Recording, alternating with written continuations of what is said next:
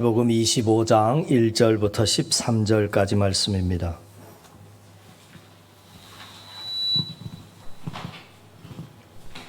마태복음 25장 1절부터 13절 같이 읽습니다. 그때 천국은 마치 등을 들고 신랑을 맞으러 나간 열 처녀와 같다 하리니 그 중에 다섯은 미련하고 다섯은 슬기 있는 자라. 미련한 자들은 등을 가지되 기름을 가지지 아니하고 슬기 있는 자들은 그릇에 기름을 담아 등과 함께 가져갔더니 신랑이 더디움으로 다 졸며 잘세. 밤중에 소리가 나되 보라 신랑이로다 맞으러 나오라 하매 이에 그 처녀들이 다 일어나 등을 준비할세. 미련한 자들이 슬기 있는 자들에게 이르되 우리 등불이 꺼져가니 너희 기름을 좀 나눠달라 하거늘 슬기 있는 자들이 대답하여 이르되 우리와 너희가 쓰기에 다 부족할까 하노니 차라리 파는 자들에게 가서 너희 쓸 것을 사라 하니 그들이 사러 간 사이에 신랑이 오므로 준비하였던 자들은 함께 혼인잔치에 들어가고 문은 닫힌지라. 그 후에 남은 처녀들이 와서 이르되 주여 주여 우리에게 열어주소서. 대답하여 이르되 진실로 너희에게 이르노니 내가 너희를 알지 못하노라 하였느니라. 그런즉 깨어있으라. 너희는 그날과 그때를 알지 못하느니라. 아멘. 네, 우리가 경험해서 아는 일이지만 혼사가 있으면 신랑 신부만 기뻐하는 것이 아닙니다. 부모님, 가족, 친지, 친구들, 결혼을 축하하는 하객들이 함께 참여합니다. 혼인잔치가 모두에게 기쁜 날이라면 얼마나 좋겠습니까? 오늘 비유에 기뻐해야 할 혼인잔치에 함께 기뻐하지 못하는 사람들이 등장합니다. 천국은 등불을 들고 신랑을 맞으러 나간 열 처녀와 같다 하십니다. 언뜻 들으면 천국은 열 처녀와 같다 하는 말씀처럼 들립니다. 비유를 눈여겨보면 천국은 열 처녀와 같다 하는 말씀이 아니고 열 처녀에게 일어난 예기치 않은 사태, 그 일과 같다 하는 말씀입니다. 이 열 처녀에게 무슨 일이 일어났습니까? 예수님 시대 유대인들의 결혼 풍습은 크게 세 가지 과정이 있었습니다. 첫째는 결혼을 하기 전에 약혼을 합니다. 그 약혼의 기간은 1년쯤 되었습니다. 약혼을 하면 법적으로는 부부이지만 부부관계는 하지 않습니다. 약혼 기간에는 친정집에서 살았습니다. 둘째, 결혼식 날이 되면 저녁 때에 신랑이 남자친구들과 함께 신부의 집으로 행차를 했습니다. 그때 신부의 친구들이 등불을 들고 신랑을 마중 나가서 신부의 집으로 모시고 왔습니다. 그러고 나면 셋째, 모든 하객들 모두가 신랑 신부를 모시고 신랑의 집으로 가서 밤중 내내 혼인잔치를 즐겼습니다. 잔치는 한 주간 동안 계속되었습니다. 오늘 예수님 비유에서 천국의 혼인잔치에는 이러한 유대인들의 결혼 풍습이 깨지고 있습니다. 결혼의 일상이 정지되는 그런 사태가 벌어졌습니다. 모두 기뻐해야 하는 잔치집에 기뻐할 수 없는 사람들이 있었다 하는 겁니다. 기쁜 날에 함께 기뻐할 수 없는 자들이 있는 곳, 그곳이 바로 천국입니다. 날벼락이지요. 예수님 시대에는 로마 제국 시대였습니다. 로마인들에게 결혼은 성스러운 종교적인 예전이 아니었습니다. 성스러운 예식도 아니었습니다. 로마인들의 결혼은 그저 신랑, 신부 양가의 가장이 자기 아들과 자기의 딸을 짝지어주는 두 가장들의 결정, 그 이상도 그 이하도 아니었습니다. 이상한 이야기 같지만 로마인들은 결혼식 때 신랑 신부에게 그 어떤 사람도 서로 사랑하느냐 하고 묻지도 않았습니다. 대부분의 신랑 신부는 결혼 전에는 만난 적도 없습니다.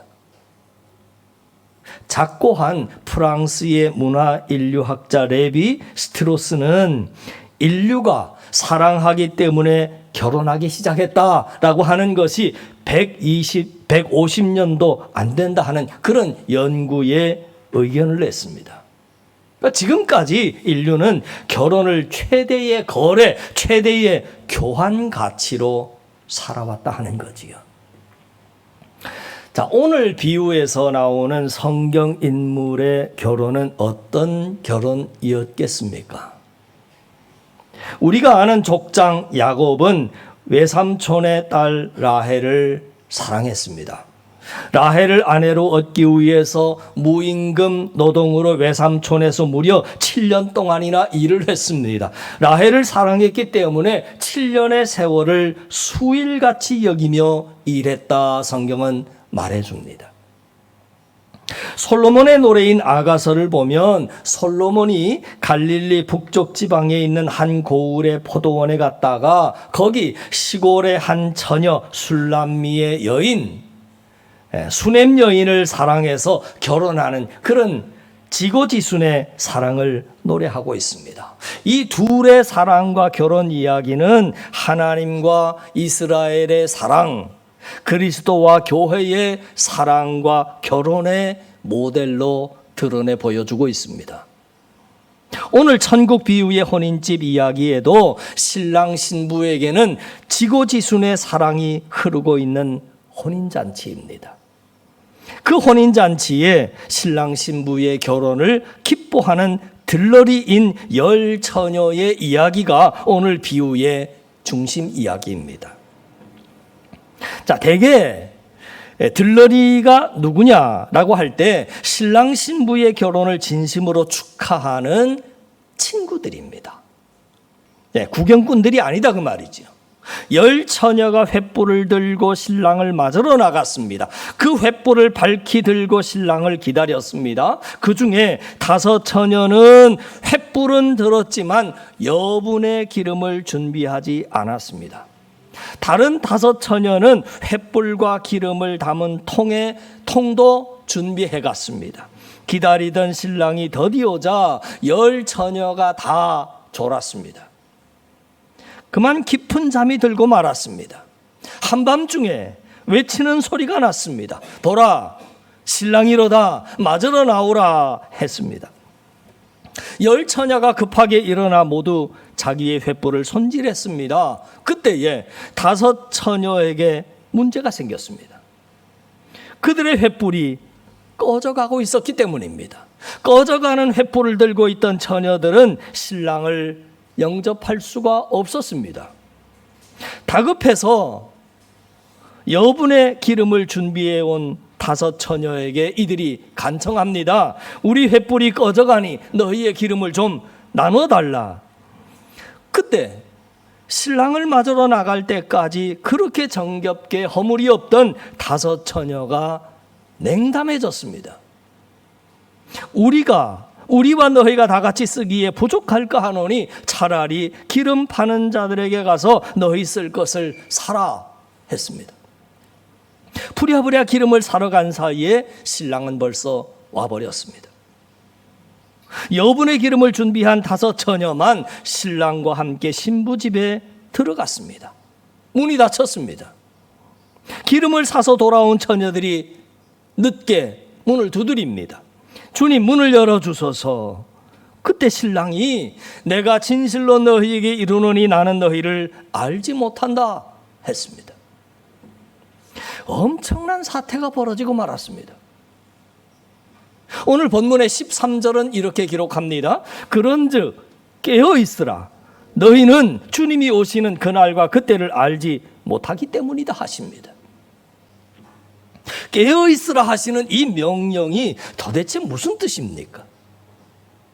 5절의 말씀, 이 말씀이 우리의 생각을 참 혼란스럽게 만듭니다. 신랑이 더디오자 10처녀가 다 같이 졸았고 모두가 다 같이 잠잤습니다. 다 졸고 다 잠을 잤는데도 5처녀는 신랑을 영접하지 못했고 5처녀는 더디온 신랑을 영접했습니다. 이러한 결과는 깨어있으라 라고 하는 말씀이 신랑을 기다릴 때 졸지도 말고 잠도 자지 말라 하는 말씀이 아니라고 하는 것을 우리에게 보여주는 겁니다. 신랑을 기다리느라 직장도 다니지 말아라, 공부도 하지 말아라, 일상의 삶도 살지 말아라, 오직 신랑만 기다리라 하는 그 말씀이 아니라고 하는 것을 보여줍니다. 다 졸고 다 잠을 잤는데 그 중에 5은 미련했다 하고 5은 슬기로웠다 합니다. 두 부류의 처녀들로 구분되고 있습니다. 그 기준이 무엇입니까? 10 처녀는 모두 횃불을 들고 나갔습니다. 그 중에 5은 횃불만 들고 나갔습니다. 긴 막대기 끝에 손뭉치를 묶어서 그 손뭉치를 기름에 푹 적셔서 불을 붙이고 어둠을 밝히는 것이 바로 횃불입니다. 기름이 다 타고 나면 횃불은 꺼질 수밖에 없습니다. 그러니까 계속 기름을 공급해 줘야 하는 거지요. 그러한 횃불을 들고 나가는 사람이 기름병을 준비하지 않고 나갔다 하는 것은 상식적이지 않습니다. 사려 깊지 못하고 지혜롭지 못합니다. 횃불의 생명이 기름에 있다 하는 것을 무시한 처사입니다. 자다가 일어난 다른 처녀의 횃불이 이제 꺼져가고 있었습니다. 그들은 속히 횃불을 손질했습니다. 미리 준비해온 기름병에 횃불 손뭉치를 적셔서 다시 불을 환하게 밝혔습니다. 깨어있으라 하는 말씀은 무슨 말씀입니까? 우리가 주님을 기다리는 삶에는 횃불이 꺼져가는 예기치 못하는 상황이 벌어질 때가 있다 하는 말씀입니다.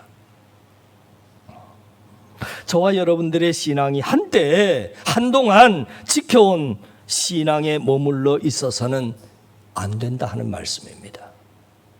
한때 기도하는 사람 많습니다. 한때 예배하는 사람도 많습니다. 한때 뜨겁게 성령의 감동을 받아서 찬양하는 사람도 많습니다. 그러나 내가 기도하지 않을 때 신랑이 오면 나는 누구이겠습니까? 내가 주님을 찬양하지 않을 때, 내가 불평하고 있을 그때에 신랑이 오면 나는 누구이겠습니까? 이런 5 처녀가 누구인가를 오늘 성경은 밝히 말하고 있는데 이들을 오늘 성경은 미련한 5 처녀다 그렇게 말합니다. 신중하지 못하다, 미련하다, 예측 능력이 부족하고 지혜롭지 못한 사람이라고 합니다. 예수님은 천국은 횃불을 들고 신랑을 맞으러 나간 10 처녀와 예기치 않게 일어난 뜻밖의 상황을 맞이한 10 처녀와 같다 합니다. 이 천국 비유를 언제 주님이 말씀하셨냐면 공생의 마지막 주간 6월절 이틀 전입니다. 공생의 마지막 주간 마지막으로 예루살렘 성전에 들어가셨던 그날입니다. 성전 당국자들, 대제사장들, 장로들, 바리새인들, 서기관들과 격한 논쟁을 벌이신 바로 그날입니다. 이 성전이 돌 하나도 돌 위에 남지 않고 다 무너질 것이라고 예언하신 바로 그날입니다. 예루살렘 성전과 결별하신 그날입니다. 그날 성전에서 나와서 건너편 감람산에 올라가 앉으시고 조용하게 12 제자들에게 가르쳐 비유의 말씀을 하신 것입니다. 그때 이 비유를 듣고 있던 12 제자들은 무슨 생각을 했겠습니까? 제자들은 예수님의 3년의 공생에 하나님 나라 운동을 어떻게 이해를 하고 있었을까요? 예수님은 일찍이 자신의 3년 동안의 공생애가 하나님 나라 천국의 혼인잔치가 열린 때라고 말씀하신 적이 앞에서 있었습니다. 그것이 마태복음 9장 14절부터 17절까지 말씀인데 요약하면 이런 내용입니다. 한 번은 세례 요한의 제자들이 예수님께 와서 물었습니다. 뭘 물었느냐면 우리와 바리새인들은 일주일에 이틀씩 금식을 하는데 어찌하여 당신의 제자들은 금식하지 않습니까? 그때 예수님의 답변이 뭐냐면 혼인집 손님들이 신랑과 함께 있을 동안에 슬퍼할 수 있겠느냐? 그러나 신랑을 빼앗길 날이 이를 것이다. 그때에는 내 제자들도 너희들처럼 금식하게 될 것이라 하고 마태복음 9장 14절로 17절은 말씀하고 있습니다. 그렇습니다. 예수님의 3년의 공생애는 하나님께서 친히 베푸신 천국잔치였습니다. 예수님은 그 혼인집에 오신 신랑입니다. 누가 그 신랑을 맞으라고 외쳤냐면 유대 광야에서 외치는 자의 소리였던 세례 요한입니다. 요한은 신랑 예수님이 신부집으로 오시는 길을 평탄하게 하는 자였습니다. 오시는 신랑 예수님을 영접할 수 있도록 요단강에서 회개에 이르는 세례를 베풀었습니다. 예루살렘 사람들, 온 유대 사람들, 요단강 사방 사람들이 다 요한에게 나와서 세례를 받았습니다. 이스라엘 역사에 없었던 일입니다. 요한의 외침 앞에서, 그가 베푸는 세례 앞에서 사람들은 자기의 삶을 다 멈추어야만 했습니다. 돌이키고 회개했습니다. 180도 삶을 바꾸어야 했습니다. 그렇다면 누가 신랑 예수님을 영접하는 지혜로운 5 처녀이겠습니까? 먼저는 12 제자 중 11 제자들입니다.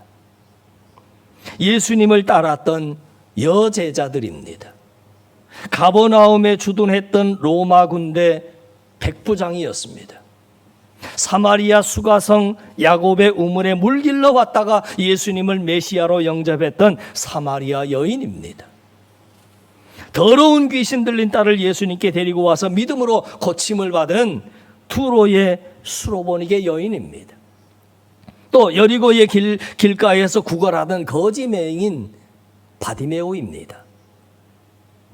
놀라운 것은 또 눈뜬 바디메오는 십자가의 죽음을 향해서 예루살렘으로 올라가시는 예수님이 가시는 그 길에서 예수님을 따르는 제자가 되었습니다. 또 밤에 일찍 예수님을 찾아왔던 바리새인 니고데모도 있었습니다. 산헤드린 공의회의였던 아리마대 사람 요셉도 있습니다. 이들 2 사람은 십자가에 죽으신 예수님의 시신을 내려서 새 무덤에 장사 지냈던 사람들입니다. 그러면 누가 천국의 혼인집 주인공이신 신랑 예수님을 영접하지 못했습니까? 예수님이 신랑이신 천국잔치에 함께 기뻐하기는커녕 도리어 소란을 피우고 혼인집 신랑을 고의로 배척을 하고 때리고 결국에는 십자가에 못 박아 죽이기까지 했습니다. 누가 이렇게 했습니까? 당시 예루살렘 성전의 대제사장들입니다. 장로들입니다. 바리새인들입니다. 서기관들입니다. 이들은 오늘 비유에서 신랑이 왔을 때에 횃불, 신앙의 전통, 자기들의 신앙의 형식은 가지고 있었지만 예수님을 맞이할 수 있는 믿음을 가지지 못했습니다. 미련한 5 처녀들이었습니다. 도리어 그들은 결정적인 순간에 신랑이신 예수님을 배척하는 그런 처녀들이었습니다. 그런즉 깨어있으라. 너희는 그날과 그때를 알지 못하느니라 하는 이 말씀을 가슴에 새겨야 하겠습니다. 우리는 다시 오시는 예수님을 마중 나가서 기다리는 자들입니다.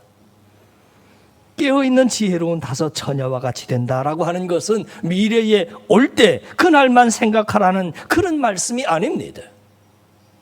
오늘 지금 여기에서 하나님 나라의 천국 복음을 가지고 오늘 예수님과 함께 성령님과 함께 살아가는 자가 되라 하는 말씀입니다. 우리는 모두 지금 하나님 나라의 천국 잔치에 초대받은 자들입니다. 과거의 한때가 아닙니다. 저 미래의 어느 때도 아닙니다. 오늘 우리의 삶의 주님이시고 신랑이신 예수님과 함께 살아가는 자가 내일 그리고 그 종말의 때에 다시 오시는 그날에도 예수님과 함께 영원히 살아가는 혼인잔치에 들어가는 자가 될 것입니다. 지금 예수님이 오신다면 나는 횃불과 기름이 준비된 지혜로운 다섯 처녀 중에 한 사람일까? 지금 내가 든 횃불은 꺼져가고 있지는 않은가? 내가 들고 있는 횃불을 손질하고 지금 주님을 맞이하는 저와 여러분 우리 한사랑의 사람들 다 되실 수 있기를 주님의 이름으로 간절히 축원을 드립니다. 기도드리겠습니다. 하나님 아버지, 우리는 지혜가 부족한 처녀들입니다. 그런 우리를 다시 불러 그리스도 예수 안에서 물로 씻어 말씀으로 깨끗하게 해주셔서 감사를 드립니다. 오늘 다시 주님 앞에 영광스러운 교회로 세움을 받는 복 있는 자들 되게 하시옵소서. 흠없는 거룩한 그리스도의 신부로 천국의 혼인잔치에 참여하는 복을 잃어버리지 않도록 깨어있는 성도가 되기 원합니다. 횃불과 기름을 함께 준비하는 사려 깊은 지혜로운 다섯 처녀와 같이 오늘 지금 여기에서 주님과 함께 살아가는 천국의 혼인잔치에 참여하는 그 삶의 복을 주님 허락하여 주시옵소서. 믿고 감사드리며 예수님 이름으로 기도하옵나이다. 아멘.